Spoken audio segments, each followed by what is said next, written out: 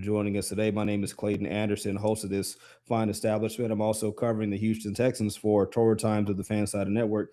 Joining me today on this live show is a man I respect, fellow Houston Texans analyst, Houston sports fan in general, cool dude with a nice beard. He's the Play Action Takes podcast host as well as a contributor to Apollo Media, Mr. Kush.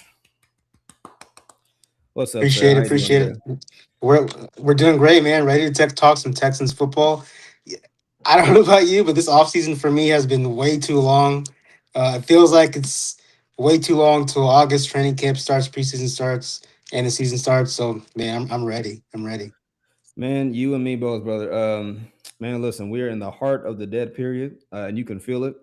But football is just around the corner. It is. But that itch is coming back. You can see it. You see some of the trash talk on social media. You see the hype videos. You see the quotes coming out. So we're getting there, man. But yeah, it's gonna be a bit of a desert to get there. But real quick, we talked about this off stream. So just for those who are kind of new to you, Kush, so explain your sports fandom. How did you come to be a Houston sports fan, and how did that lead you to Apollo Media and Play Action Takes? Man, I was born and raised in Houston, Texas. So I'm a Texans, Astros, Rockets fan my whole life. Um, we're talking about this off stream. I was maybe like what 11 years old when the Texans came into town. So Hmm. I've been riding with the Texans. I pretty much grew up with this team. There's no way I'm leaving this team. I'm going to Hmm. be Houston Texas fan until I die. you know. As Hmm. far as Apollo, I joined them last year, 2025. We do my podcast. I cover the NFL play action takes. If you guys like baseball, Beyond the Diamond, those guys over there. We do F1, we do soccer. So Hmm. go follow all of our podcasts. Yeah, and we just try to bring you guys great content out of Houston. Okay, I like it, man. So basically, just it's a misconception to just think that you guys are in this little pee hole of a place. You're all over. So, oh, that's cool, man. But all right, well, hey, let's jump right in, right? So, full disclosure, people, we've been talking through this about a week now. We're excited once he agreed to hop on board, and yeah, we had a whole rundown at first until yesterday, and now we are going to kind of bit of a curveball. So, to kind of preface it like this, so Nick Caley, offensive coordinator, he has taken his fair share of lumps over the course of his first year as the OC. Would you agree, Kush? I definitely would agree. Yeah. Yes. So not just on the field, but reputationally, Nick Haley he's taken it on the chin. And look, he's been a champ about it. And I would argue, as of late, it might have the heat was on Nick Haley at first, right? With the 0-3 start and the red zone issues and just the offense is looking all kind of jumbled and discombobulated. But then as the offense stabilized a bit, they kind of found a rhythm, especially winning, 9 games, 10 games in a row. The attention shifted off of Haley, right? And then we know how the season ended, so where now the focus is squarely on CJ Stroud, offensive line, running attack, personnel, stuff like that. Until yesterday, when prominent quarterbacks coach of Deshaun Watson fame, Quincy Avery, decided to jump off the top rope and give a Randy Savage style elbow to Nick Haley, seemingly out of nowhere. So here's the picture right here that I have for you, Kush, right here. So on X, Quincy Avery said this. He quote tweeted from an interview between shout out friend of the show, Houston Streshens, Garrett Williams, and ESPN analyst Benjamin Solak. Great podcast, great show, by the way, great information, very analytical. They were talking through, of course, you read the description, the Texans and their running success rate and all this stuff. They're breaking down the Texans offense. And you see up top, Quincy says this: the passing game took massive steps back last year with the new OC, who clearly doesn't see the game like CJ does. And he says, my opinion, didn't ask him about this. He then finishes by saying, I honestly don't see how the offense performs better with their offensive philosophy. Right. So that was one, right? Now, Kush, before I ask you for your immediate reaction, okay, I want to show you that Quincy Avery was not the first prominent outside voice to speak on this kind of perceived chasm between Nick Haley and CJ Stroud. TJ Hujmanzada, NFL vet, current NFL analyst, and he's appeared all over the place, most recently on the Speak Easy podcast with Manuel Acho, Shady McCoy, and all those guys. Check out what he said back in March after the Patriots game about this same topic. When you watch the Texans, and I'm not saying this because CJ told me this. I'm saying this as a fan of the game and somebody that knows the game. There has to be some type of disconnect, bro, with the play calling and what CJ wants to do. There's just no way in a playoff game you have the game won if you don't turn the ball over. And we're turning the ball over. Are you calling plays that I don't like? Or am I just making bad decisions as a quarterback? Yeah. But we shouldn't have that disconnect, not in the playoffs. And so they have to hash that out. We, meaning offense, cannot be the reason we lose. Yeah. The other thing for me, though, is All right. So, Kush, the floor is yours, man. So, what are your thoughts on Quincy Avery's latest, again, elbow, along with what TJ said early in the year? I mean, I think both of them make good points. Um, I'm gonna go to TJ Hushmanzada first. I think he makes a great point. I've kind of been of the same opinion going back to early in the season. Is I just think that Nick Caley and that whole offensive staff. To me, when I watch when I watched them all year, it just seemed like they just had no easy plays, and I don't know if it was. Um,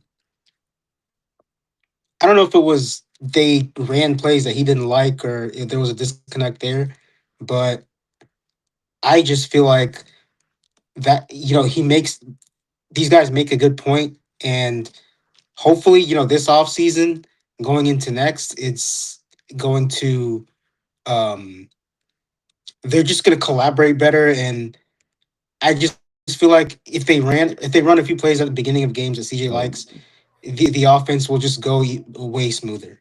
Okay, hold on, Kush. I'm so sorry, man. So, everything cut out for a second. You got to regroup. So, kind of replay that. Okay. So, yeah, let's reset. Sorry about that, man. I don't know what's going on. So, tell the people again your thoughts on Hujman Sada and Quincy Avery's commentary on the Nick Haley CJ Stroud relationship. Sorry about that. Very good. Um, no, so with what TJ Hushmanzada said, it's I kind of agree with him. I've kind of been saying this from the beginning of the season. Mm-hmm. It just seemed like to start games. I feel like the proper way to start games for a new offensive coordinator coming in is okay. CJ Stroud, what plays do you like? We can run those. But I Mm-hmm. just feel like they never did that. I think it was a thing where they were trying to push the new system on him, I guess is a good way to put it. Mm-hmm. Um, and then as far as what Quincy Avery said, you know, there was another tweet that he put out about the run game, which I think I agree 100% with him. Pretty much he was saying like this run game was bad, it's been bad. And then he said that, even if the run game gets better, that CJ Stroud doesn't fit the offense that Nick Haley wants to run. Mm-hmm. Um, I've seen a lot of people debate about that. I'm not ready to say that yet. I'm gonna give him the benefit of the doubt to see what the offense looks like this season. But I mean, even like we talked about this off camera, I don't think they're gonna be the Rams. Mm-hmm. Mm-hmm. Because I think when Nick Haley got here, everybody was expecting, okay, they're gonna look like the Rams. Especially last year with the injuries in the tight end room and all that stuff. I just don't think that was possible, and they were just kind of behind all season long and trying to like establish their identity. Mm-hmm. And I will give CJ Stroud credit for this. I think they rebounded amazingly with him and Davis Mills all season long, especially during that win streak. So I think they kind of maximized and kind of got back into the program with things offensively and were able to make the playoffs because if you kind of look at that win streak, it started with the Jaguars that game. Mm-hmm. If they lose that game, there's a chance they don't make the playoffs. Mm-hmm. So I think that's something we have to keep in mind. And um, from all reports, it seems like the offense is looking pretty good as far as like execution and pre-snap stuff, according to D'Amico Ryan's, and Mm-hmm. OTAs, and we'll see how training camp goes. So Yeah. I think we should be optimistic about that. Sure. Yeah, and that's a perfect segue. So speaking about optimism, right? So right after this, like literally this morning, ESPN Texans reporter DJ Mienemy, He came out with this. He came out with, let me get us back on the screen for a second. There we go. All right. So DJ came out with this. Texans optimistic. There you go. There's your word about growth between CJ Stroud and Nick Caley. Right. And in this article, he talked about, he had a bunch of quotes, good quotes, about how both CJ Caley and really D'Amico Ryans were acknowledging that while things weren't bad according to them, you can see that there's a meshing that is happening. You can see that they're trying to grow. And so here, let me pull up some of this.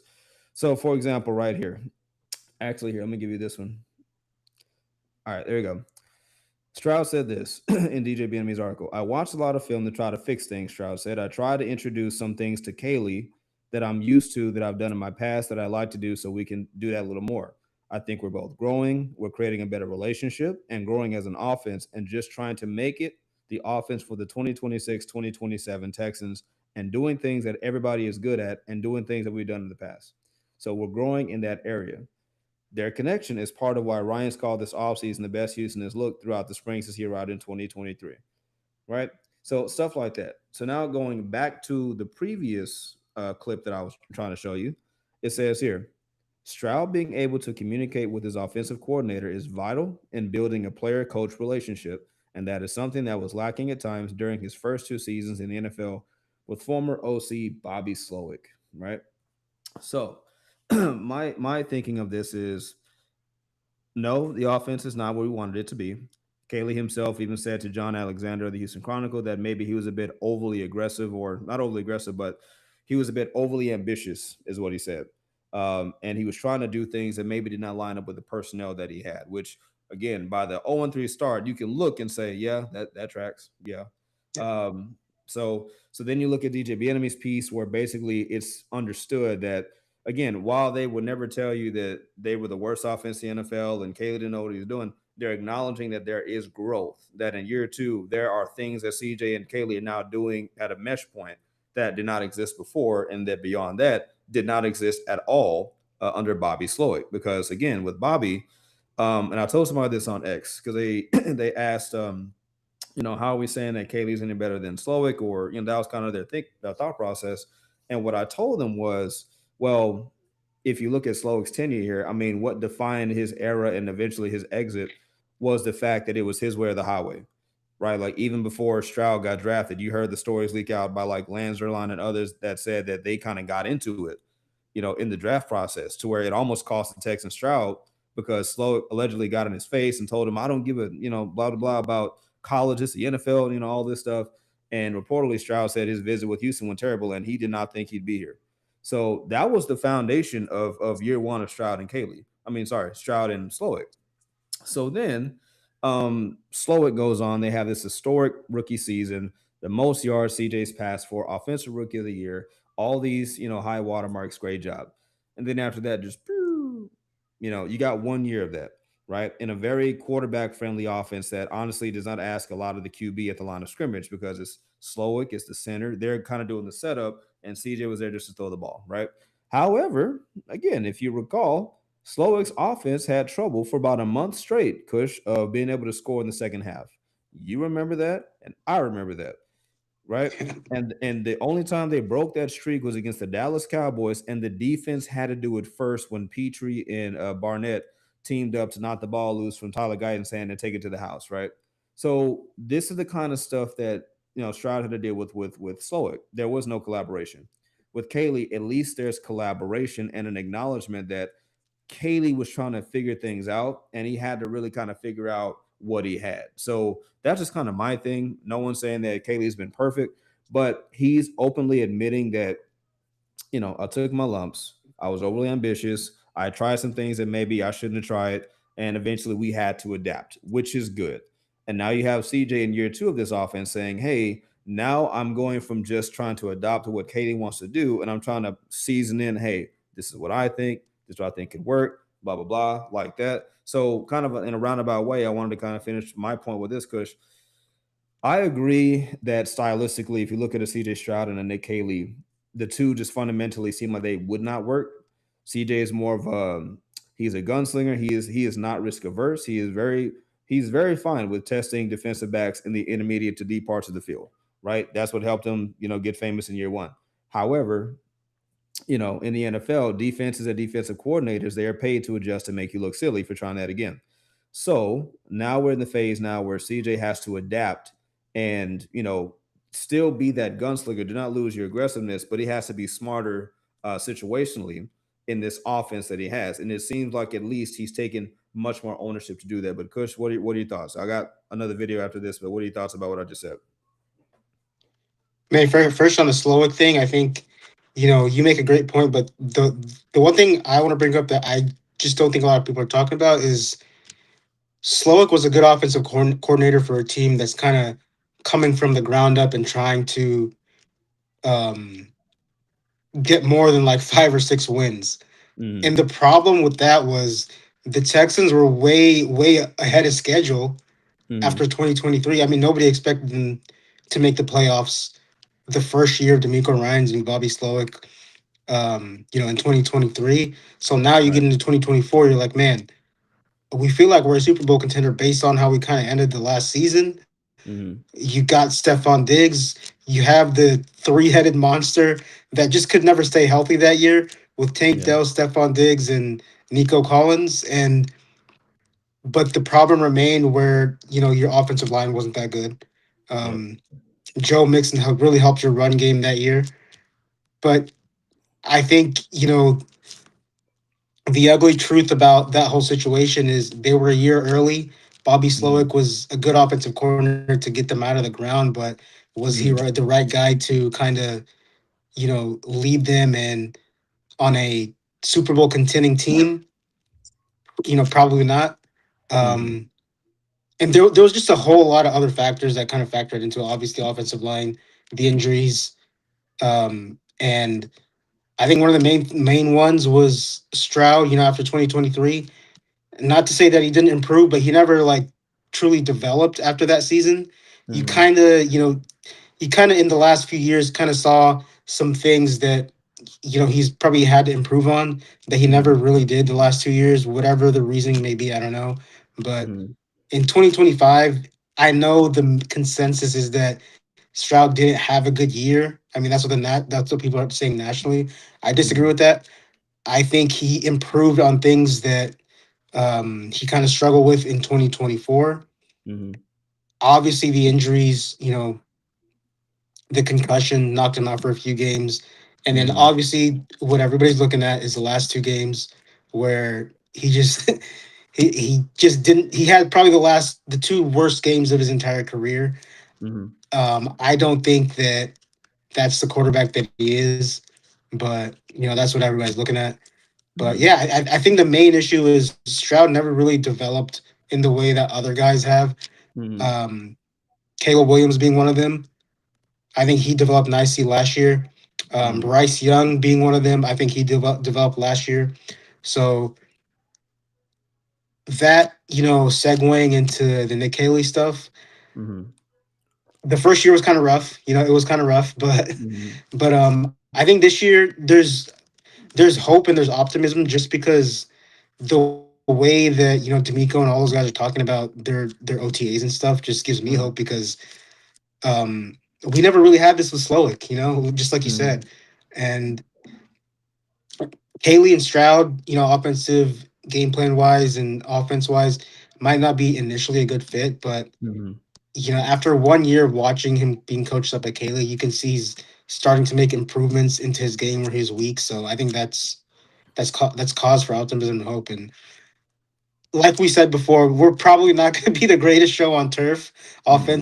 offensively, but you can see little improvements. And to me, like the little improvements that they're going to make are going to go a long way, especially, if we're, living in this narrative that the Texans really are a Super Bowl contender. Those Mm-hmm. little improvements are going to add up and hopefully lead to a Super Bowl run. Sure. And no, man, you keep dropping these nuggets of perfect segue. So speaking of optimism and hope, here is new quarterbacks coach Jared Shaplinsky agreeing with you that now is the time for development for CJ Stroud that may not have been there before. Here's what he had to say. last year. and involved in that room, which has been pretty cool. But I would say he's been really steady, doing a really good job of everything we asked him to do. Come in with a great attitude. He looks good. He looks lean. Really worked hard on his body. He's been putting in the extra time. You could tell on his own. The operation looks really good. The huddle command, getting the play calls out, make sure we're operating at the line of scrimmage correctly, shifts, motions, all that kind of stuff. And then he's been, taking all the stuff pre-snap to the field and then doing a good job post-snap too, seeing coverages, getting the ball out on time, and All right. So there you go, Coach. So Jerry Shaplinsky basically said what we're saying, which is in year two of this new Caley model, CJ Stroud is doing a lot of the pre-snap things better. Of course, he lost some weight, he cut his hair, all this stuff. But more than just the cosmetic things, Stroud seemingly is taking more ownership of not just this offense, but as a quarterback, as a basically on-field play caller, as the CEO of the offense. CJ Stroud seemingly understands that he needs to do more than what he has been doing before. Not to say that he was a bum, not to say that he's done nothing before, because to say that would be categorically false, right? That's where, to side note for a second, that's where um, I just vehemently disagree with so many people who've made it just seem like CJ has done zero good things. He's been a bum always. He's a bench rider. He's a coattail rider. He's never done anything. Like, you cannot do what you did in year one and have zero talent. You simply cannot. Heck, even in year two, in spite of a broken system, CJ still held it down and did what he could do. Year three, even post concussion, pre concussion, CJ Stroud was still one of the better young quarterbacks in the midst of an imperfect situation that you could have asked to have. So just to act like he's done nothing is just narrative baiting. That's all it is. Anyway, side note aside. But listening to Jerry Shaplinsky, because like you said, man, you hear all the right things. You hear CJ Stroud is putting in the extra work. He knows the playbook more. He's meshing. He's learning. He's putting in the extra work pre-snap. He's getting guys organized. He's audibling all those things. And to a lot of people who don't know football, that's like the vegetables of this whole thing. Like all the skill positions and the deep balls. That's the candy. That's the treats. That's the ice cream. Pre-snap, getting in and out of the huddle, all those procedural things, those are the vegetables. Those are your vitamins and minerals. That's your water, right? Like that's not the Kool-Aid, it's not the sippy cup. It's your water, right? This is grown man time. And there were so many times last season where D'Amico has said it, like just being in and out of the huddle was a problem. He said it was so bad last year in install of this offense, they couldn't even snap the football at times. I know he's probably exaggerating a bit, but people have to understand truly how far behind they were in the install phase last year versus where they are now. And in the middle of this, they still improved as an offense, at least in the scoring department, ranking as well the 13th best scoring offense in the league, 18th best, overall offense in the league, which I want to say both are marks that are at least marginally better than, Slowik's last year. So there is something here in spite of the issues and the difficulties and the duality between Caley and Stroud and lack of running the football. They were still able to do this, right? They were still able to hang 44 against the Baltimore Ravens. They were still able to sweep the Titans, sweep the Colts. They were still able to pull out the belt early on the Chargers. They were still able to do a lot of good things as an offense. Now it's, can we remove the terrible? Can we add the procedural benefit? By the way, adding the procedural benefit to a team that's been one of the most penalized teams over the last 3 years, right? So there, that too. So then being able to unlock a whole nother level of ball control and dominance before the ball is even snapped. That's where CJ and the offense need to go, and it's just good that they're that's where they are. So, no, that does not mean they won a Super Bowl, Kush and everybody else. That's not what that means. But it simply means at least they're saying the right things, they understand the priorities, and it's not just about who can throw the deep ball. It's about organizing a complete offense and having a solid infrastructure just to help you stay on the field, which they have not had, consistently for about 2 years now. So yeah, that's my thing on that, man. But moving on, we don't want to dunk on Caley too much. Probably some do. We don't want to do that. So we kind of blew through the narratives part, the overblown versus underrated. Kind of touched on that a bit. I wanted, if you wanted to, Kush, I would like to kind of transition to one big question on each side of the ball, not just offense, but as it stands right now, June the 30th, 2026, with about what 3 or 4 weeks until training camp. Kush, can you think of one big question that remains still for both sides of the ball? And I'll challenge you by starting on the defensive side of the ball. Man, that's tough because this defense is great, man. Um, I think for the defense, it's how does the interior defensive line look? To me, that's the biggest question mark. They drafted Caden McDonald, a beast. I mean, this guy was amazing at Ohio State. D'Amico likes to rotate these defensive tackles, and it just seems like every guy he picks up off the street just contributes Mm-hmm. the next game immediately. But the one gripe I had with it was they didn't really have a consistent guy in the middle, Mm-hmm. especially against the run game. Because this team, as great as they were defensively, at times they did kind of give up some yards against the run. Mm-hmm. So, you know, obviously we would like to see that kind of help. And we did not anticipate to talk about this, but EJ Speed out for the year, right? I think. Not for the year. He might be, but no, he's out for at least half. Yeah, so that's another question mark is how like what guys do they plug in there? Mm-hmm. A lot of Texans fans kind of wanted them to make a move at linebacker. It looks like they're going to trust their rookies and other guys, on the team, but Mm-hmm. that's a question mark for the defense. The secondary is not a question mark for me. I mean, in my Mm-hmm. opinion, this is the best secondary in the NFL. They have studs at every single position. Mm-hmm. Kamari Lassiter could start for a lot of teams. I'm excited to see what Reed Blankenship can bring at safety. Mm-hmm. So I'm going to kick it back to you. Okay. Okay. So, so you took defensive tackle. I will say my biggest question has to do with linebacker. You kind of touched on it with EJ Speed's absence. Um, I will say this that when it comes down to it, Aziz, and again, congrats to Aziz Al Shire, number 92 on the NFL's top 100. So there you go, Agent Zero. But Henry Toa, right? He is a name that has been kind of polarizing in the fan base, for a bunch of reasons. He's a great guy, like him and his wife. Is a great guy. It's just people pick on Henry because there are multiple times in coverage that he gets burnt. Let's be real about it. He gets burnt. Namely twice last season at least.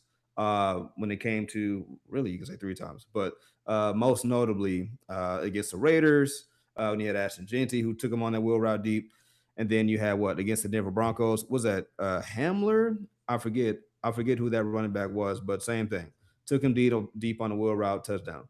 So I think the thing a linebacker for me is this: with speed being out, you have a depth issue. Um, and besides that, you got guys like Aiden Fisher and Wade Woodass who you question what do they bring to the table, right? I think that for me, I'm encouraged by them because they bring some cover linebacker skills and maybe you are lacking a bit, that you didn't already have. They may not be the biggest bodies right now, but they've been team captains back in college. They're coverage guys, and I think they won't blow it, right? If you put them in, at least I don't think so, because of the skill set that I mentioned. So I think that's my biggest question on defense is I know the cornerbacks and DB. I know the DBs they're going to be elite. D line they're going to be elite, but the linebacking core, will they take a step forward? Right? Will they start to dominate themselves? Will it be more than just Aziz? Will it really be Henry starting to emerge? Can we even maybe get a Pro Bowl out of Henry? I don't know.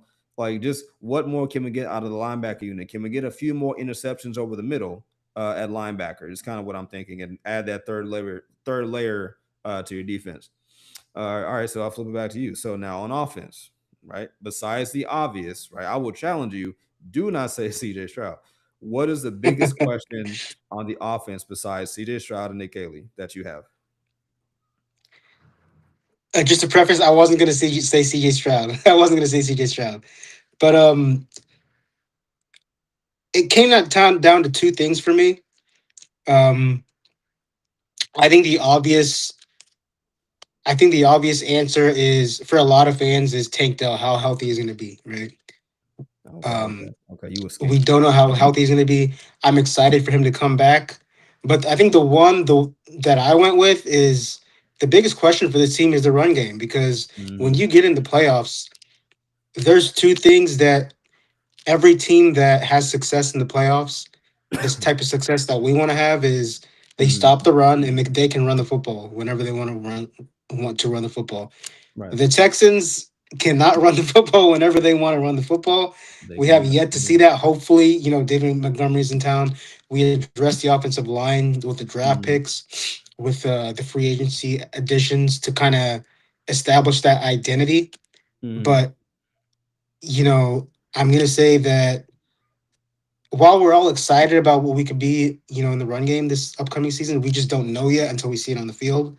Mhm. And so I think that's the biggest question mark for me is Mhm. they have that identity established that they want to be, is can they translate that on the field? So far in OTAs, it looks like they're kind of building that foundation, but Mhm. we're really going to find out, especially in week one against a Mhm. team that has two guys, one at quarterback, one at running back, that really Mhm. challenge your defense running the ball. Mhm. And on the other side, offensively, it's going to be a challenge going up against that defense, who it's a good, not a great defense, but it is a good defense. Mhm. So for me, it's what does the run game look like, man? Sure. Okay, okay. What does the run game look like? Absolutely. And I'll add to that point. The Texans, I'll say it. Look, I value what Joe Mixon brought to this team, both on the field and also mentality wise. I believe that he had exactly the kind of attitude that you want on your offense. Um, Having said that, the Houston Texans have not been elite running the ball since the days of Arian Foster back in what 2014, 2013 is the last when he was here. Yeah, So, well, that's with no disrespect, but the Texans have not had their Derrick Henry. They have not had their Jamar Gibbs. They have not had their Saquon. They have not had that guy for 12 years, right? So it is imperative that at some point we get this fixed. And look, again, no disrespect. I still think that's a work in progress. I agree that your run game is improved with David Montgomery, with Woody Mark sliding now to two, and with you having potentially a battle for RB3. Maybe Jawar, maybe Noah Whittington. Maybe one of those two. Noah Whittington, but like that's still a work in progress. But that's not my question, right? Of course, health. That's my thing. My question on the offense is going to be the offensive line and how effectively have they been transformed by Nick Casario. You have brought in at least five different offensive linemen, right? You've gone from an offensive line where you literally were rotating at left guard, right? You were rotating left guard in live professional games, Kush. We were rotating at left guard, and they justified it and said, well, I'm paraphrasing a bit, well, it gives us matchup advantages and it benefits and all this rigmarole and hogwash. No, just no. Right? As the expression goes about quarterbacks. If you have two quarterbacks, you have no quarterbacks. If I have multiple guards, I have zero left guards. So now you go from that situation. So now you have Ariante Arias in year two. He looked promising. Next to him, you have all pro Wyatt Teller, right? Who he said in the offseason that, maybe he got a little bit complacent in Cleveland and now he's found that spark again. He has to, work back to strength and all these things. And him and his wife, by the way, they've been great on social media. So they've been doing that. You have who we project to be Keelan Rutledge as your starting center position. Okay. We project that. No, it's not breaking news. That's just what a lot of people think is going to happen. At right guard, you have Ed Ingram, who was a mauler. He had his breakout season with the Texans, which is awesome. And then to finish up, you have who projects to be Braden Smith or Trent Brown, but maybe more so Braden Smith. Uh, you have an offensive line that is much better built. This is arguably the most accomplished offensive line you've built since the 2011 2012 season, that unit. Um, Even before that, with the guys of old, the Chris Myers of the world, and man, it's shame that I cannot pull these names immediately as I should. But the old school O lines, right? They became famous here. The Derek Newtons of the world. Um, you got the accolades with the All Pros and Pro Bowls, and then you just have what I believe is a philosophical shift in what they want to do. This offensive line is not built to be cute. They're built to run you over for 60 minutes. They're built to grind you into the ground. They're meant to control the time of possession. They are meant to be the most physical offense on the field. Essentially, they have now reached, or at least they're trying to reach, the same level of swarminess that the defense has been at for about 3 years, right? So for me, my biggest question is how impactful are the changes by Nick Casario and that Houston Texans front office in the offensive line room? Will it produce an offensive line that will keep CJ upright, that will help control time of possession, that will really open up rushing lanes like they need to be open? Will they give CJ CJ Stroud in the offense enough time to really look downfield for those long developing pass plays? That's what I want to see, right? And if that works, that does so many things for your offense, with a running game, passing the ball, all that kind of stuff. So that's my biggest thing. But before we even get to that, man, we got to talk about the personnel and who is going to be there, right? So, Chris, I got this right here, right? So this got me some heat, Kush. I'm not gonna lie to you, and this is version 2, right? But I was playing around with a 53 man roster predictor, right? I was just goofing off, spitballing, seeing what the fan base thought, and this is kind of what came up with, right? So before we even get to like the questions on each side of the ball, we got to answer questions about, okay, well, who's even going to be there to begin with, right? So if you look at it, right, I mean, look, some places on this list are pretty chalk, right? You got quarterback, Stroud and Mills, okay. You got wide receiver. The only surprising one that should be there, which not really, is Lewis Bond, which it's not a shock to me.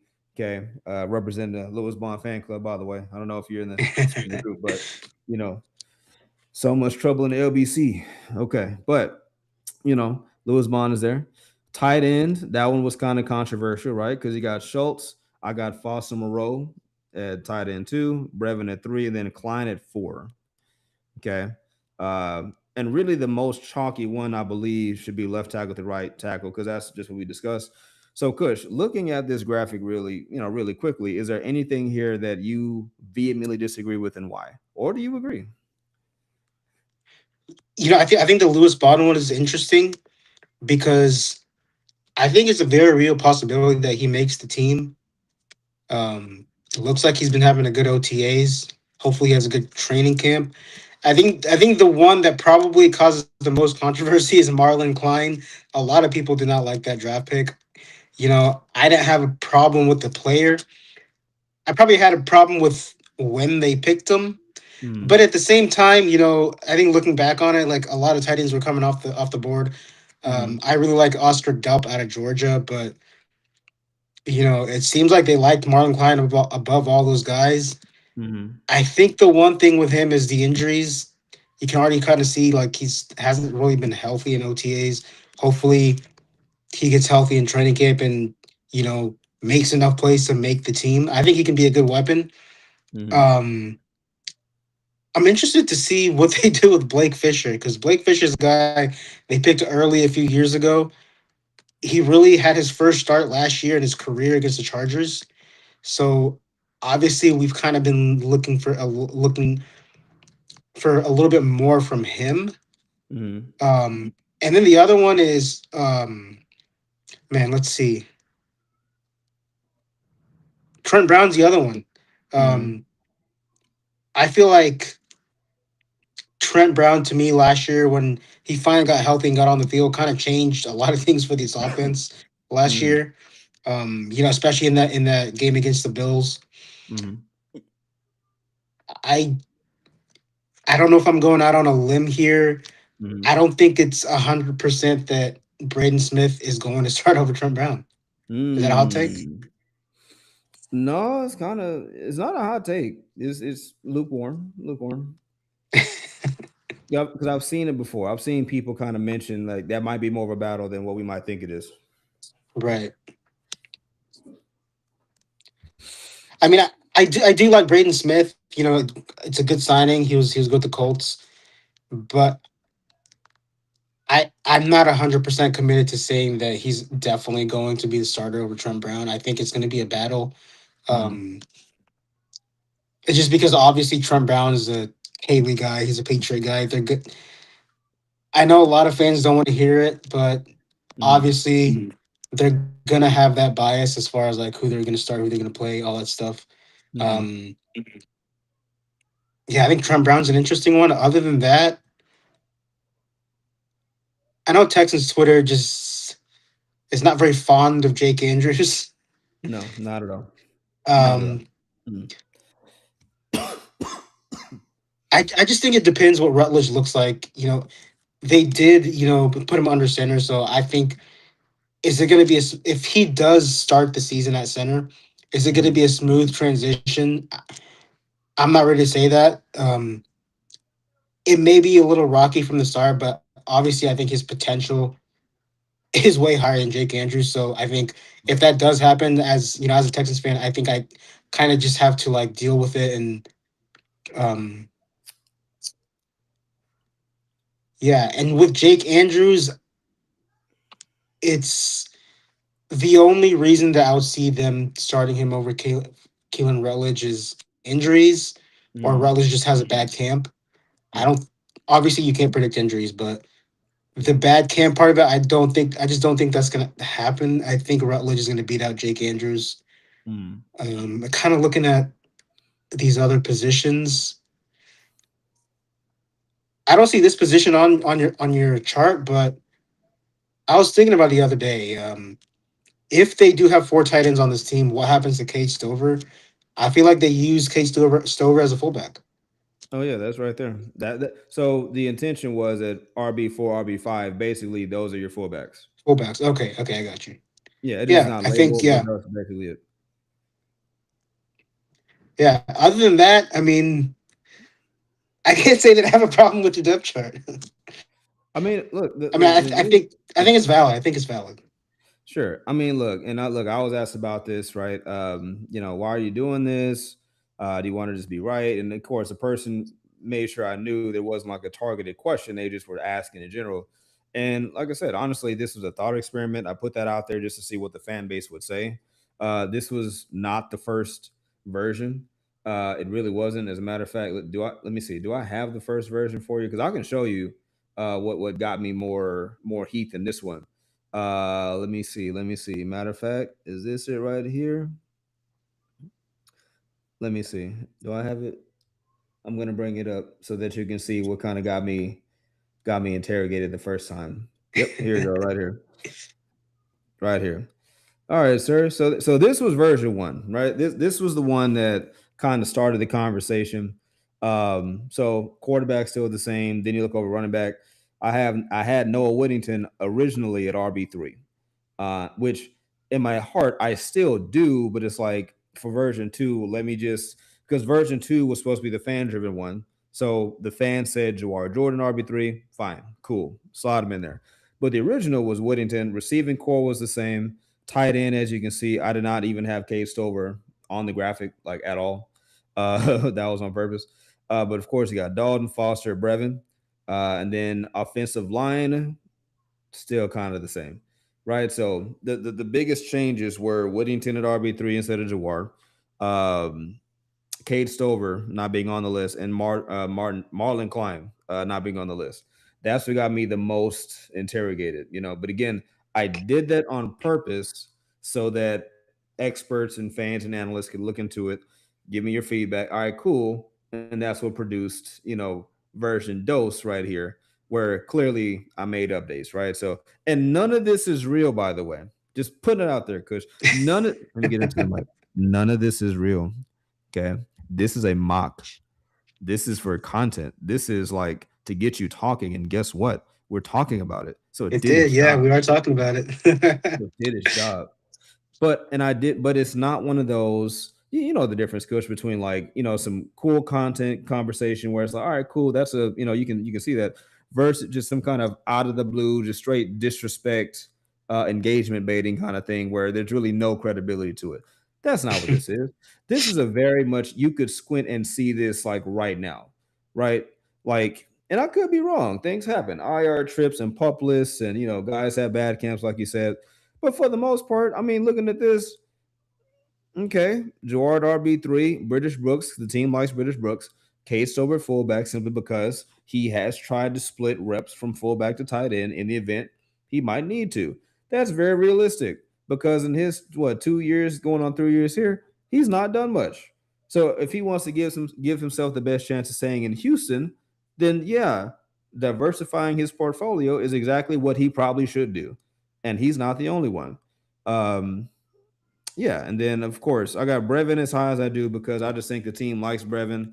I think they want to give Brevin like one more shot to be maybe that sneaky athletic playmaker that you saw in the 2023 playoffs against Cleveland, right? And even if not, they still signed him for a reason. They want to give him another shot. He's had a hard 2 years. He's basically has not played since 2023 with back-to-back major knee injuries. So, this is his last go round. But I digress. Outside of that, I mean, the only other one is what, like you mentioned, Rutledge over Andrews, um, and the trolls' answer would be Davis Mills over CJ Stroud. But outside of those things, man, there's really nothing to argue here. It's pretty chalk. This is my guess at what 53 is going to look like. And then I got the defensive version coming next. But Kush, Yeah, with that being, yeah. with the first one that you put out, the only problem I would have with it would be if Marlon Klein doesn't at least make the team this year. I think we've got problems because you picked him so high. But other than that, I don't think that's gonna happen because I think in year two of Caleb's offense, he's gonna want to carry a lot of tight ends. I feel like he's gonna try to emulate what the Rams did last year when at times they had three tight ends out there, in formations. I feel like they're gonna try to emulate that. So I think they're gonna carry a lot of tight ends. So there's gonna be enough roster spots for Marlon Klein, whether he's struggles or not. I think he's gonna make the team. Um, but other than that, I don't really have any qualms with the depth chart like a lot of other people do. It's just look, I just think we argue over everything. And oh well, since we're on the topic, speaking of Marlon Klein, my thinking at first with Klein is like, okay, you kind of said it right. What gets me with Marlon is that they just picked him so freaking high, right? That's really my thing. If he was picked like fifth round, sixth round, okay, developmental tight end, no problem. It's because you picked Marlon Klein at a time where you still had Anthony Hill, you still had a few other, more name brand players on the board to take at positions of need, you could say. And you get this 6'6 guy who was German, I think. So, you get this 6'6 guy with seemingly a lot of untapped potential. Did not get much run at Michigan if you look at the stats. He did not light the world on fire. He does have a ring, but it's not because he carried the team to a ring. Like he just has one. So you're talking about a guy who did not explode in college, didn't even pop in college, but his skill set, he's tall, he can be a seam threat, down the middle of the field. He's an inline blocker, so he kind of fits more of the scheme fit in the mold of who they want to be on the offensive side of the ball. And he might have some sneaky potential, but that's not what you want to hear as a Texans fan, where we're trying to win the Super Bowl and you want playmakers 1 through 11 on the field at all times. And you have this guy, Marlon Klein, who didn't even show much in college, right? Not to say that he can't. It's just you want as many sure things as you can get. And a lot of people don't look at Marlon like that. So I just think because that price tag is so high, he will always get scrutinized until he shows something. And it's also going to suck that very first Anthony Hill interception in Tennessee. Pete, you're going to see it. Could have had Anthony Hill Yeah, instead. You a had lot Marlon of the Klein. Longhorn fans are Oh gonna my be God, upset. Yeah, a lot of Longhorns fans are gonna be upset. bro! Even at the training camp clips, you see Anthony Hill making some plays here and there. Yeah, Could have had Marlon Klein checking in on Marlon Klein. Wonder what Marlon Klein's doing. Oh, he has a hurt hammy. Oh no, type type type. yeah, So but again, I hope I'm wrong. I hope it's one of those he turns into Brock Bowers and Trey McBride, and we all look stupid, and Nick Casario gets an extension, right? Like I hope that's the case, because that's another thing. The Texans since Owen Daniels have not been able to find that game-breaking tight end. I would argue they've never had one. Owen Daniels, like he is the best tight end in your history, but by no means is he Travis Kelsey, Kellen Winslow, Rob Gronkowski. He didn't do that. He was great for what he did, and he has your records, but you never had that guy.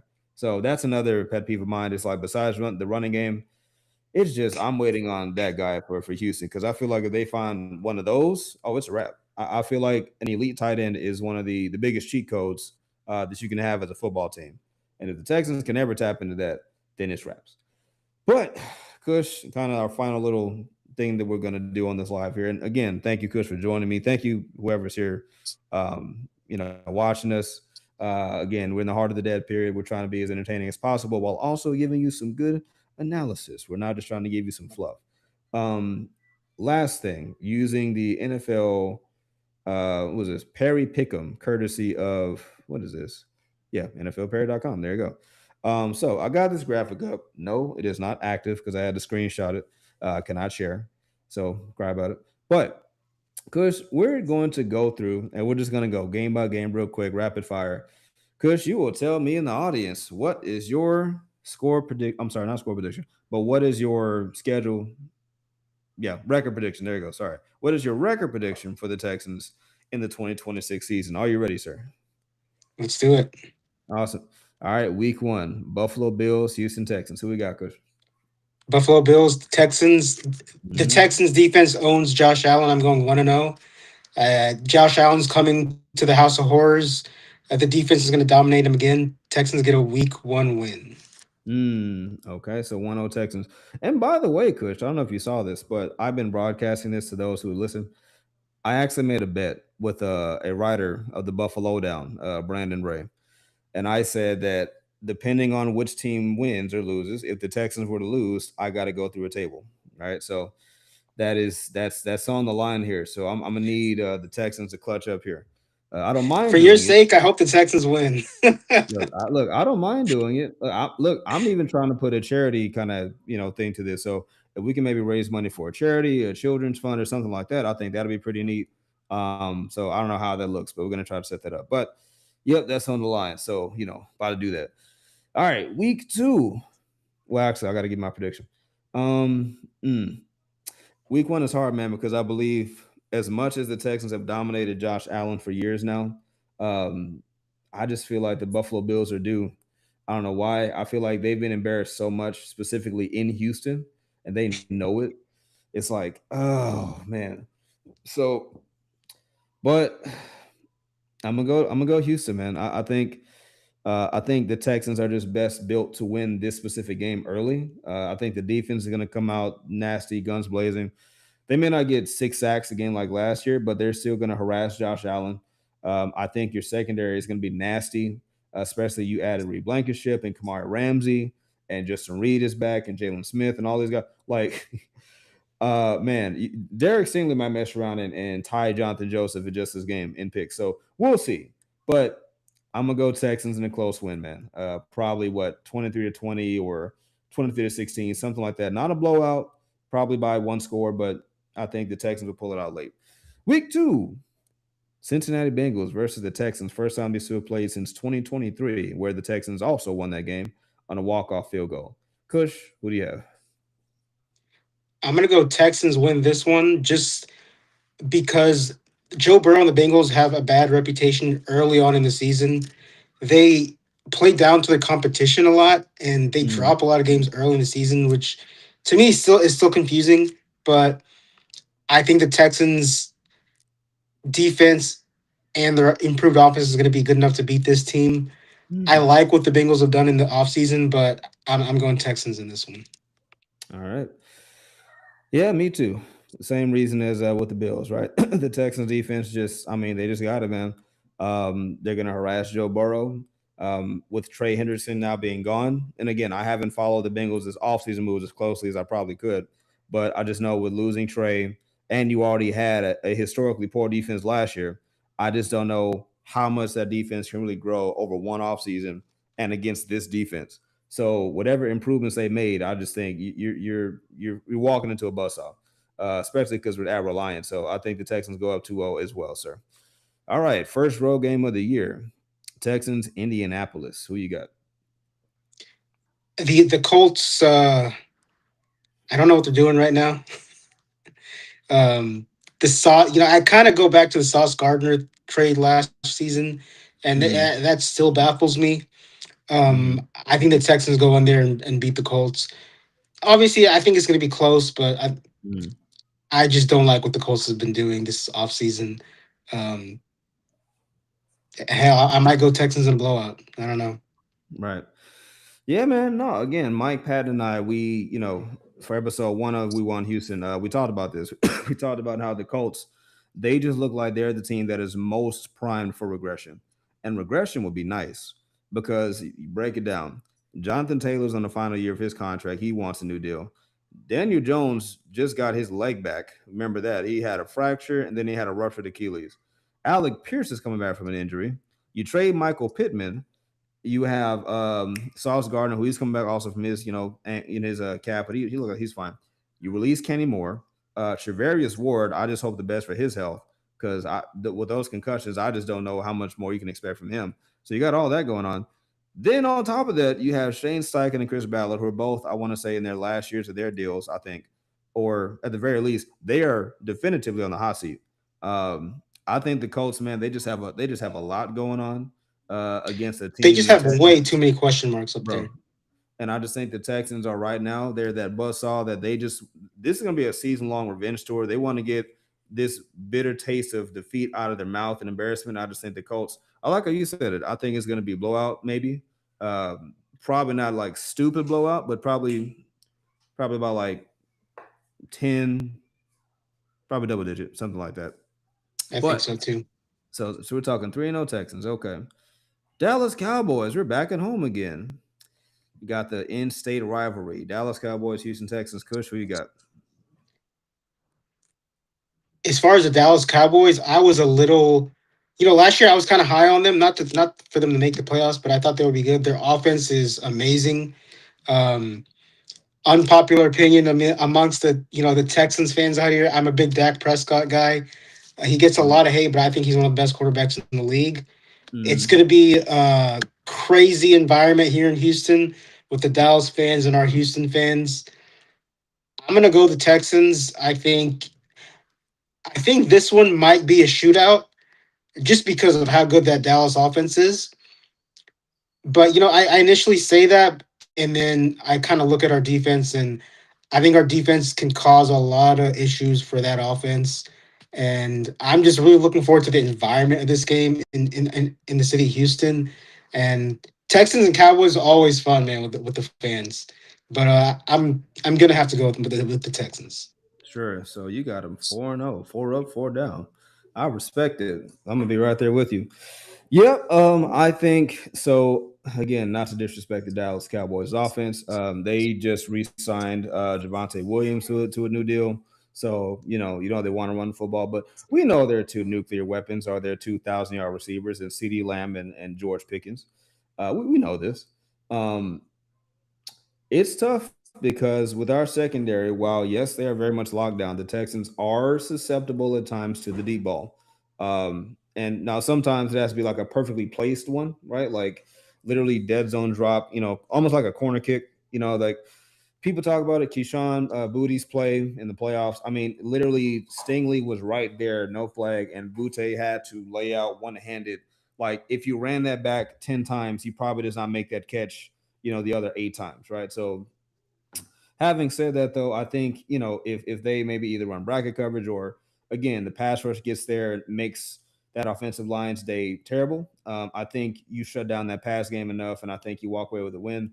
Where it may be one of those Dallas Cowboy games where the Texans are blowing them out early, and then the Cowboys flurry, make a make a furious comeback attempt, and they lose by like what 3 to 5 points at the end. So I will also go Texans 4 up, 4 down, beating the Dallas Cowboys back at Reliance Stadium, and which would make it a clean sweep since 2024. And as an avid Dallas Cowboys hater, that makes me happy. So there you go. I don't mean literally hate, but I you know what? I'm gonna leave that alone. I'm gonna leave that alone. But next up, week 5, we got Tennessee Titans, or I guess the former Oilers. I don't know, the fake Oilers versus the Houston Texans of week 5. Kush, who you got? I'm gonna go with the Texans. I will say that the Titans offseason, you know, it's kind of intrigued me with the new coaches that they brought in. Robert Sala, Mm-hmm. Brian Dable as the offensive coordinator is interesting. Um, I feel like a lot of people nationally are kind of high on the Titans this season. Mm-hmm. We'll see how that's going to play out, but it's always going to be a close close game. It doesn't matter how bad the Texans have been or how bad the Titans are. Mhm. The like this game when these two teams play, it's always close. Always had been, always will be. I think the Texans come away with a win in Tennessee. See, this is where it gets dangerous because it's like all these W's that we're predicting, which are realistic, but it's like, dang it, it's like you ever get that feeling where you don't want your team to lose, but it's almost like I need at least one or two to like not freak me out. I don't know how to deal with all this success, but no, I'm right there with you, man. I think the Texans go into Tennessee and they beat the Titans, making them what 1, 2, 3, 4, 5-0, 5-0 against the Tennessee Titans. Now, and I'll agree. Cam Ward gave you problems in the second game last year. Cam Ward was tough. His accuracy may not have been anything to write home about, but he's a gamer. Look, he took I think a Daniil Hunter sack to the chest and. Got that ball out and did what he did against you and marched him down the field and I think took a lead late or made it tied. But you know that you're going to get a Titans team in Salah and Brian Daboll who they have their own embarrassment they want to overcome. They have been one of the biggest dumpster fires in the NFL for years now. So at some point they don't want to be a doormat anymore, but it won't be today. It'll be Texans. So I got that 5-5 down. Next up, full disclosure, Kush, this is where I actually had the Texans dropping their first game. But Kush, I'll ask you. Texans, Jaguars, Wembley Stadium in London. Who do you have? I'm with you. I'm with you on that one. Um, I think the main thing is it being overseas. This version of the Texans with D'Amico Ryan, C. Stroud, our defense, all those guys. I believe they have never played an overseas game. Correct me if I'm wrong, but I'm pretty sure that's correct. So it's going to be interesting to see how they handle that. Um, with Jacksonville, they're kind of used to it. They do it every single year. So I feel like it's advantage Jaguars in that aspect. Um, I'm gonna chalk this up as a loss. The Jacksonville Jaguars had a great year last season. A lot of people are picking them to kind of plummet and not do as well this season. But I don't think that's going to happen. I think they're going to be a good team. Obviously, the Texans can beat them. They have beaten them, but I think this being a London game kind of it just adds another wrinkle to this game, and uh, the Texans take their first loss of the season in London against the Jaguars. And I know a lot of fans are really excited for this one because it's the first Mm, time since 2019, I think, that they played yep. overseas. Yep. So Against the same team in the Jaguars. against the same team, yep, Yep. yep, Remember that game? Carlos Hyde almost had a house call and he had the ball stripped out. So yep. so yeah, that game. Yeah, so look, we both agree. Texans probably dropped this one. So what, 5-1 after the Wembley game. The only thing that will be annoying here slightly is that a lot of Jaguars fans, not all of them, but the Jaguars fans have a lot of small market energy that they operate with. Um, and it's like it'll just be like a bragging rights thing. It's gonna be annoying until about what week 15 when you can kind of pay that back. But oh, they're gonna swear, like, oh yeah, that's right. You guys are, this and that. We're better than y'all, and Trevor Lawrence is better than CJ. All this stuff, and it's like, okay, well, how did your wild card game go last year? How'd that go? I'm sorry. I happen to recall last year you did win the division by a game, right? But then you lost your one playoff In the game first at round of the home. playoffs, yep. At home, when the Texans us traveled to Mike Tomlin and Aaron Rodgers at Acrisure Stadium and put a 30-6 butt whooping on the Steelers and sent them packing home. So I'm sorry, but that's the thing. I don't want to be that way, but it's like that's what the rhetoric is going to be. All this stuff. So, but whatever. You're 5-1 after 6 weeks at Wembley. Follow that up with the Giants. And Kush, I will say this: as I was researching for like some writing pieces, weeks ago and months ago, I did not realize how much the New York Giants owned the Houston Texans. Like, it was them and the Eagles. They have a gross, like, just obscene record against the Texans. Where I think it's like the Texans have not won a single game against the Giants, and if they have, it's been one. But it is this gross imbalanced record. But Kush, week seven, the fighting Jackson Darts at Reliance Stadium. Who do you got? I'm gonna go Texans. I think it's gonna be a close game. Um, but this is one that kind of trap game allegations, I guess you could say. Mm-hmm. Especially coming home after an overseas game in London, maybe a little bit of a sluggish start we could see from the Texans, but I'm gonna go with the Texans. I do like what the Giants have been doing. Mm-hmm. Um, I think the Giants are going to be a team to watch out for in the NFC East.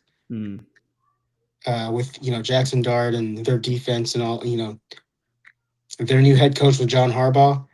Um, Texans take this one, man, into the bye week. Sure. Yep. I got to pull it up here. The New York Giants lead the Houston Texans all time 5-1 in their all time series.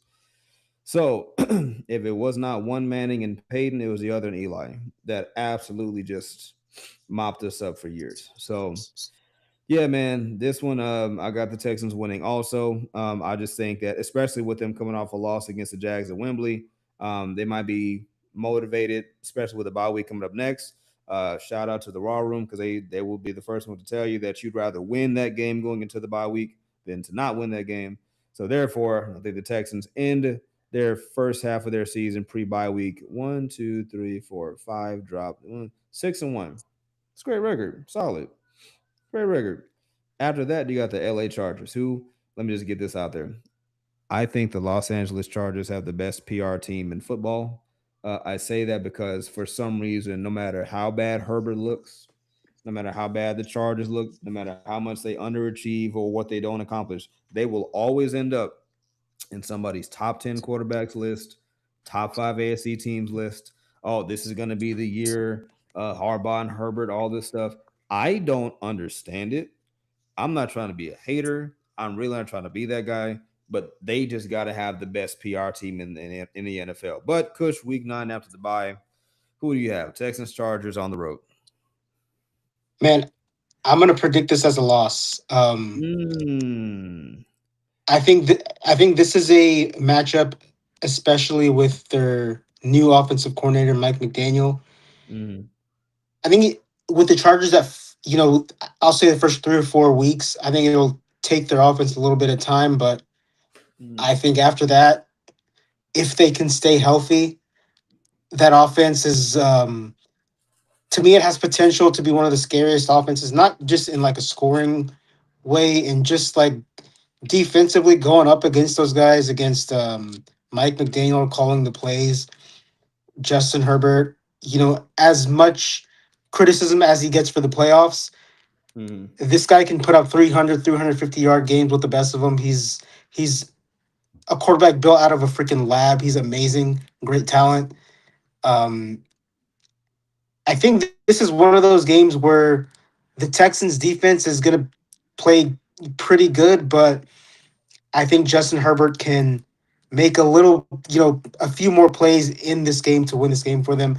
I think the mm, Texans defense, not to say that they'll struggle, but I think the offense will put a little bit more pressure on them than maybe other offenses that we're going to play this mm, season will. mm, So I'm going to chalk this up to a loss. Especially it's on the road. So if it was at home, I think I'd probably pick the Texans, but because it's mm. on the road in at SoFi Stadium, I think I'm going to go with the Chargers in this one. I can see that. I would say this is one of my definitive toss ups. It's kind of tough because the Chargers and the Texans, when they've played in the last couple of years, the Chargers defense has made life hard for CJ Stroud. They have. Remember that 24 playoff game where, like, I mean, you couldn't have asked for a worse first half Yeah. until CJ and offense turned things around on a broken play. But I mean, you're talking Derwin James looked every bit of an all pro. That defense was lights out. So I think the Chargers, with that still being in place, and as you mentioned, Justin Herbert being who he is, I don't predict it to be a blowout. I think it's gonna be gritty, nasty, um, and it kind of strikes me the same as the Bills, where I feel like the Chargers are kind of due against us because we've escaped a couple times. Um, but I'm gonna disagree. This will be our first disagreement. I'm gonna go ahead and do that. I have the Texans actually walking away with this one. which and on my score sheet is they're going to be 7 and what 7-1, yeah, 7-1. Whereas by yours they would be 6-2. Okay, so Kush, you're at 6-2 at this point, and me, I'm at 7-1 because I will not lose to the Justin Herberts. I will not. Um, Week 10, Browns, Texans, who we got? And what could be Deshaun Watson's final attempt to beat the Texans in the NFL? Which, I mean, he's done it before, but still. Man, I don't know who the damn quarterback is going to be for the Browns at this point in the season. I feel like it's going to be Shadur Sanders, but we can have that conversation another day. Sure. Um, I'm going to go with the Texans. In Cleveland, I just don't really trust that offense that Cleveland has. I think the Mm-hmm. Texans defense can go in there and easily shut that offense down. Y- Mm-hmm. Offensively, you don't have to worry about Miles Garrett anymore. No, you do not. I mean, if I had to choose between Jared Verse and Miles Garrett to go up against, no disrespect to Jared Verse, but I'm gonna pick Jared Verse. Miles Garrett is a beast. I think if he were playing Mhm. in this game, I I probably would predict a win still, but a lot closer than you know now that he's been traded away. Mhm. But I'm gonna go with the Texans in this one. Okay. Yeah, me too. Give me the Texans again. I remember what is that? Was that in 23? Or was that in 22? What was that in 23? Was that when Deshaun Watson came here, suspended for 11 games, and then beat us late in the season? That was Was that, was 23 that 22? or 20, maybe it was 22. I don't remember. Yeah. No, because I don't. You know what? No, because no, that was 22. That was not 23. Um. Anyway, we're saying all these numbers 22, 23. But yeah, last time the Browns were here, but before the Joe Flacco game. Well, before those two, because we had the playoff game, we whooped them 45-14, and then in the season, that's when the Browns, they pulled out the belt, spanked us in regular season. Before that is when Deshaun came through and he beat us, in a sloppy game that Petrie got a pick off of. I remember that, but that happened. So I do want a little payback right there.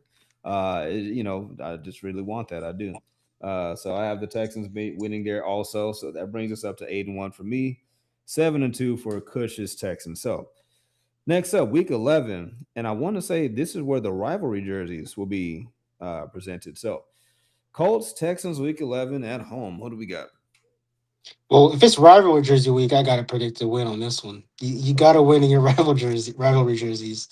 Okay. It's against the Colts, which I mean we talked about it before. A lot of question marks for this team. I'm Mhm. The Texans are gonna sweep the Colts. All right. Short and sweet. I like it. Yep, me too. You got to do it. Rivalry jerseys, and I'm excited for those. I want to see what those are. But yep. So you're at 8-2. I'm at 9-1. Week 12, the Baltimore Ravens, the return of Lamar Jackson, who had to sit back and watch as his teammates got absolutely obliterated, 44-10 last year in Baltimore. So I got this as a loss. I hate to say it.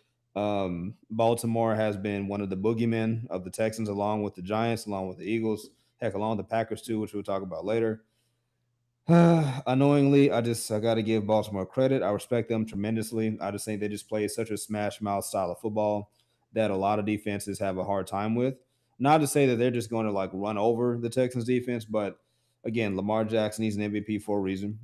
He just does things, man, with his legs and low key with his arm. Now that he's developed into more of a an actual quarterback option, that it's kind of pick your poison. And plus, you still got Derrick Henry back there, so I just think annoyingly, Baltimore, they're going to get some payback from last year's debacle, and they're going to beat the Texans and dropping my iteration to 9-2 on the year. But who do you got? I'm gonna go Baltimore Ravens, especially if Lamar Jackson is healthy and he's playing. Um, I hate to say Lamar Jackson has owned the Houston Texans. He has. He has. Uh, In front of Beyonce. He fun, has. yeah, fun fact about that game. I was actually at that game. I was at the Beyonce Bowl, and Mm-hmm. it wasn't very fun. It wasn't a very fun watch. Um, but yeah, I know Baltimore had a down year last year. I don't think they're going to. be like this Super Bowl contender Mm, powerhouse team. I think we'll see if they become that. mm, But it's always a tough matchup for the Texans. The Texans always struggle against this team, and I don't see that changing. Um, but you know what? Who knows? Because the Texans did beat the Chiefs last season, late in the season. mm, I know there was a lot of factors surrounding that team in that game, but I'm gonna have to go with the Texans losing to the Ravens. Um, Hopefully, if we play in the playoffs, then we'll beat them. So mm. if they have to lose to them into regular season, I think I'll take that. So it's just so annoying, man. That is one team that like it is a type of it's an admiration filled annoyance where I respect what Baltimore has done with Lamar. I respect what they've built, in this modern era. Honestly, they should have been at least to a Super Bowl in the Lamar Jackson era, and I think they blew it in 2023. Um, but at least against the Texans, I mean, Lamar Jackson is. I mean, he's looked like MVP Lamar against us each and every time. He's Even spectacular. in These does bro, even in that spectacular. playoff game, even in that playoff game, in 2023 where we didn't really expect to win, but the fact that we went, 10 for 10 with Baltimore and had them tied at halftime, it was like, maybe. And then Lamar said, nah. he he turned it up Yeah, and became MVP Lamar. as he So does, as he does. right. So, it's annoying, but I'm just giving them their respect. Next game though, much less respect. Texans, Pittsburgh, part two. Actually part three, because we beat them in 2023 by like 30 plus to a single digit. But yeah, what do you got, Kush? Week 13, Steelers, Texans. I'm gonna go Texans. I think they go into Pittsburgh and beat this team again. Um, Aaron Rodgers farewell tour. I don't think it's gonna go well for him on this particular week. I think that defense can go in there and beat him up again. Yeah, I'm going Texans. Agreed. Not much else to add there. I think they send It's Aaron it's a Rodgers to prime play. time game too, so the Texans got to show out on prime time. Sure.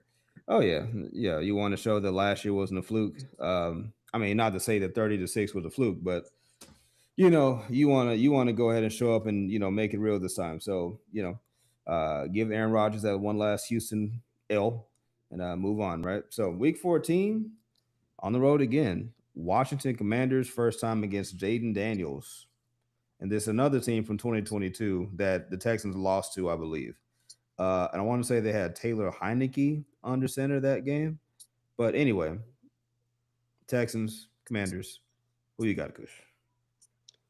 This one's a toss up for me. Hmm. I just don't know about the Commanders yet. Hmm. Jaden Daniels kind of he was injured last year, Hmm. and so I don't know what Jaden Daniels we're gonna get this season. Hmm. Technically, if you want to look at it this way, it's his sophomore year because he didn't really play a lot last year because of the injuries. That's true. Um, I guess Brandon Ayuk is a commander. He keeps saying he's a commander, so maybe they're gonna sign him. I don't know what's going on with that, Yeah. but I'm gonna go with the Texans. I think they're capable of going into Washington and beating this team. I know Jaden Daniels is a superstar, but this defense shuts superstars down. So I have confidence they can Mhm. go in there and win. Ooh, you have Jaden as a superstar. Again, I'm not gonna be a hater, but if Jaden Daniels only had one great season, then he's not a superstar because you know who else had a great one season? CJ Stroud. Stroud, yeah, So, you're right. so You're right. if we're gonna be consistent, then hey, what has Jaden Daniels done? you know. But no, being facetious. No, I think you said it perfectly, which is coming off these an injury plagued 2025, you don't really know what sophomore Jaden Daniels looks like, right? I believe he models his game a lot after Lamar Jackson. I think but he's just so much smaller than Lamar. It makes me nervous watching Jaden because again, he's a lot like RG3 used to be built, where like he was one bad hit away from severe injury. And, Lamar, the way that Lamar's avoided it, not being the biggest guy, he just knows how to not get hit. Like that simple and plain. Jaden, he takes contact. Like I've seen him play a couple games and like he is not as good as Lamar at avoiding that big hit. So I just think against this Texans defense that will fly at you with Aziz and Henry and Caden McDonald and that secondary. I just think they're going to make it tough on Jaden. I think they're going to make him really. They're going to dare him to beat them in the air, because they're going to be probably aspired to waiting for him to break the team. So yeah, I got Texans too. And right now our records are at 11-2 me and 10-3 to Kush. So we're both in the double digits now, separated by half a game. So actually, no, that's a lie, by a full game. Jaguars Texans Part Two, Week 15, back at Reliance Stadium. Who you got? I'm gonna go Texans late in the season. I think the Texans are gonna be in division contention mode.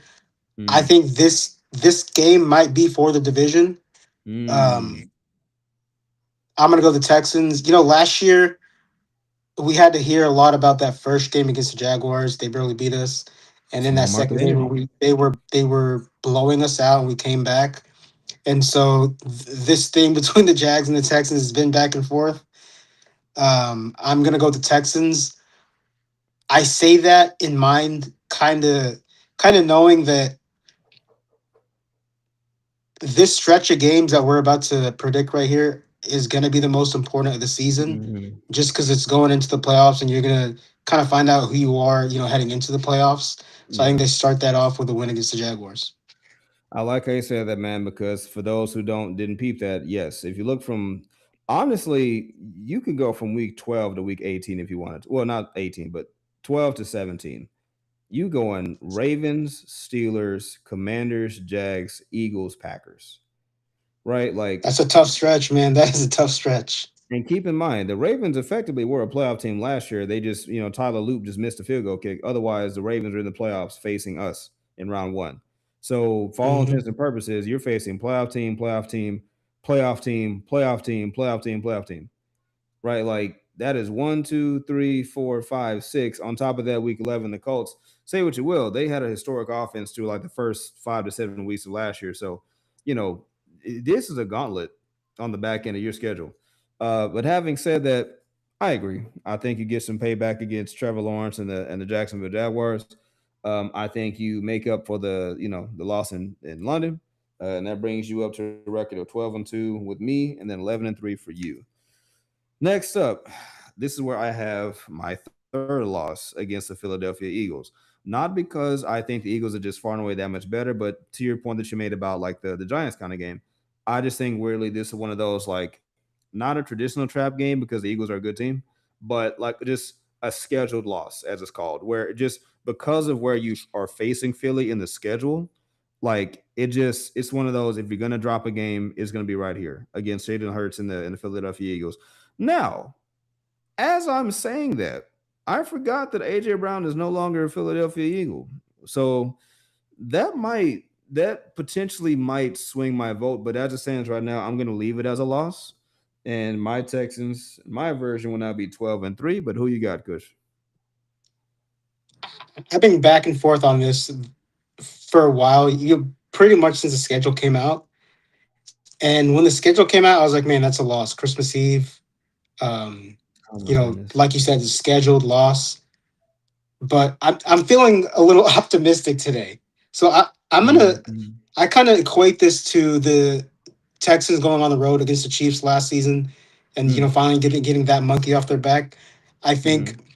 it's gonna be a similar vibe. Okay. Jalen Hurts and that offense, we don't know what it's gonna look like. Obviously, they have Mm. Saquon Barkley, but you mentioned before AJ Brown is gone. They don't have that number one target Yeah. anymore. I like Devontae Smith, but again, new offensive coordinator for the Eagles. We don't know what they're going to look like. Um, I'm gonna pick the Texans to go in there and upset the Eagles. Okay. Well, now that makes us a match. We're both now 12-3 on the season. Packers week 17. I have this as a win because it's going to be a bounce back after losing. Probably it was going to be a close one against the Eagles, and I think the Texans finally get some payback for 2024's close loss against Jordan Love and the Packers. But what do you think, Kush? Win or loss? This is another one where I was back and forth. Mm. Packers at Lambeau is always a tough place to play. They almost pulled it off, in 2024, um, crushing last second field goal to lose that game in a game where neither offense was really that impressive at all. Um, Again, I think this Texans defense travels. They can go anywhere and shut down anyone. I think it's going to be a defensive game. Mm, And we talked about CJ Stroud needing to kind of prove to the quote unquote haters he can win big games. I mm, think he's got two of them back to back against the Eagles on the road, Packers on the road. I mm, think he gets it done in both games. Not to say that mm. he has like a 350-yard passing game and four touchdowns and all that stuff, but Yeah. I think the offense is going to be able to do enough. I think the defense is going to shut all these guys down all season long, and I'm going to go with the Texans. Some people might say that it's an upset over the Packers.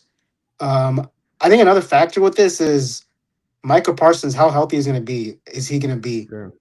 I've seen reports where some people were saying he's not even going to play until like week 5 or week 6. I don't know how true that Mm. is, but another intriguing, interesting matchup, man. I just really want us to beat the Packers. The last time we played them, it just still lives rent free in my head. And man, I got to see the Texans beat the Packers. Well, I'm gonna say this before we go to who I think we both agree are gonna just the Titans are gonna be the Titans. Um, I think a part of losing to the Packers in 24 is because that was one of those narrative games that Bo Nix and the Denver Broncos got off of you last year, where those who want to prop up Jordan Love are gonna say, yeah, they walked down to your defense, and all this stuff. Jordan Love is a turnover machine. He Yeah, he is didn't a play that well highly that game. Bro, he is a high bro. I think he had like what 3 picks or something like that. Like after this, I'm Something probably like gonna that. watch the Yeah, highlights yeah. again. So it's like you had them beat. It's that you let them walk down the field. And of course, I think this was a game where was it the first game where you did not have Nico, I believe. I know that you were down somebody major in that game in the receiving corps. So, you weren't fully healthy. Jordan Love had multiple turnovers. You should have won that game. You lost it. Okay. But, you just hate losing those games in walk off fashion because, again, the narrative is going to be toward Jordan Love is a top quarterback. What do you expect? And the Packers are this top team. No, no, no, no. So I think this is a year where I would like for the Texans to quiet all that noise up. I don't want to see any walk offs here. I don't want to see any quarterbacks making reputation statements against you. No, and I think you and I both agree. I think the Packers are going to hold that L at this later stage in the season, which I think in our scenario, I hesitate to say this, but I think that the Texans at this point at 13-3 apiece, they might be in contention for the 1 seed at this point. If things go according to what we're saying, like the Titans game in week 18 could definitely be a like they could be playing for the 1 seed, so they got to choose who they're going to play against the Tennessee Titans, who they're not going to play. Or they could be clinching the 1 seed in against the Packers in week 17, and we see nothing but second and third stringers in week 18. But regardless, Kush, we got week 18 against the Tennessee Titans. Who do we have to wrap up? I mean, whatever the scenarios, whether they're playing for the 1 seed, whether they have certain things locked up, whether they decide to rest guys, I think they're going to get a win against the Hmm. Titans. From the Titans' perspective, I don't think this game is going to mean much as far as like uh, draft selection for them because I don't think they're going to be bad enough to where they're going to be playing for the number 1 pick late in the Hmm. season. But Right. I don't think they're going to be good enough to where they're going to feel motivated enough to have to win this game to potentially make the playoffs or anything like that. Hmm. So I think the Texans win this one. And as do I, sir. So at the end of our schedule prediction, you and I both, for different reasons, have the Texans going 14-3 after all that, which would more than shatter the single season wins record. It would give them the best record. I mean, sorry, the best regular season in franchise history. They might get the 1 seed, which again, best season in franchise history, and then that would put them 1 game away from getting to their first conference championship game in franchise history. Right, so it's a lot of firsts, a lot of history on the line in this 2026 season. I'm excited. Kush, I know you're excited. I know the fan base is excited. We thank you guys for sitting with us this entire time and just entertaining our foolishness as we're talking Texans in this dead period. Before we kind of wrap up and get out of here, Kush, I first want to thank you, man. Thank you for your time. I know it's been over an hour. I try normally to keep it, shorter than that. But hey, first live stream. I know we had a lot to discuss, but just want to say kudos to you, sir. Salute to what you're doing. I thank you for what you're doing. And secondly, just wanted to send hearts out to Chris Johnson, CJ2K. For those who don't know, recently revealed officially his battle with ALS. In an interview with Michael Strahan, very advanced stages of it. I mean, it just came out of nowhere to the point now where he's unable to speak verbally. He's speaking through technology. So it's a very sad sight. Puts life into perspective. You know, we talk about these players, we talk about these coaches, we talk about these GMs, and sometimes as fans, we can get so blinded by our biases and by what we prefer to happen and championships and all this stuff. We can forget these are people, right? These are real people with real families, with real lives. Chris Johnson is no better than the next man, and he's no less than. He's an NFL player, but more than that, he's a human being. Made in God's image. He's a person with value, and it's sad, where he is right now. And I just send my thoughts and prayers to his family, um, for comfort, for insight, for strength right now. And it's cool to see the NFL world, really sports world, rallying around CJ and his family right now. I know that's tough. Yeah, shout out to his family, friends and family, condolences, prayers. Um, that was a tough video for me to watch. I couldn't get through the whole thing. You know, Chris Johnson's a guy that we both watched. You know, through his NFL career, and it just for me put life into perspective. And Mhm. um, a lot of the stuff is bigger than sports and bigger than us. And just prayers go out to his friends, his family, and to him and his wife and the kids and all that stuff. And harkening back to the first thing you said, I appreciate you having me on. I'm honored. Um, and I was excited to talk football with you, with the Texans, with Texans fans and all that stuff. And I appreciate you for having me on. And it ran a little bit longer, but you know what? We got time. We got time to talk football. Oh yeah, man. Yeah, man. Like I said, bro, I try, but we just start going and flowing and just had a lot to talk about. Again, this is a dead period, man. So giving people stuff to think about, stuff to Yeah. debate about. So, but no, man. Hey, audience, this has been Kush. This has been Clayton. Again, I cover the Houston Texans for Torah Times of the Fan Side of the Network. Kush, he is the host of the First Take, first not First Take. Play Action Takes podcast, There you go, brought bro. to you I by agree, Apollo Media. bro. Yes. You're good. There you Yeah, go. you're Play action good. take, bro. Play action take. Sorry about that. An Apollo Media contributor. There you go. So look out for him. Matter of fact, yeah. Tell them where they can find you at. Your X handle, all these things. What are you working on next? So on X, you guys can find me at only one Kush. Mostly on Twitter, I talk about the Texans football, it's basic stuff. Mhm. Um, our podcast is kind of on a hiatus right now. We're kind of waiting till something happens, until maybe preseason. We'll have Mhm. we cover the entire NFL. So if you're a Saints fan, you're a Giants fan, you're God forbid a Patriots fan, we cover all your guys' teams. We Mhm. will probably be doing some division previews when that time comes during training camp. So look out for Mhm. that. And man, excited for the NFL season to start. All right. Well said, sir. Yep. We got about 4 weeks left. So, but the debates will Yep. rage on. Heck, in about 2.5 hours, NBA's free agency period is going to open up. So Yep. there will be plenty of at least sports fodder to dig through. But until then, this is the We Want Houston podcast. That is Kush. My name is Clayton. We want Houston. We'll talk to you soon.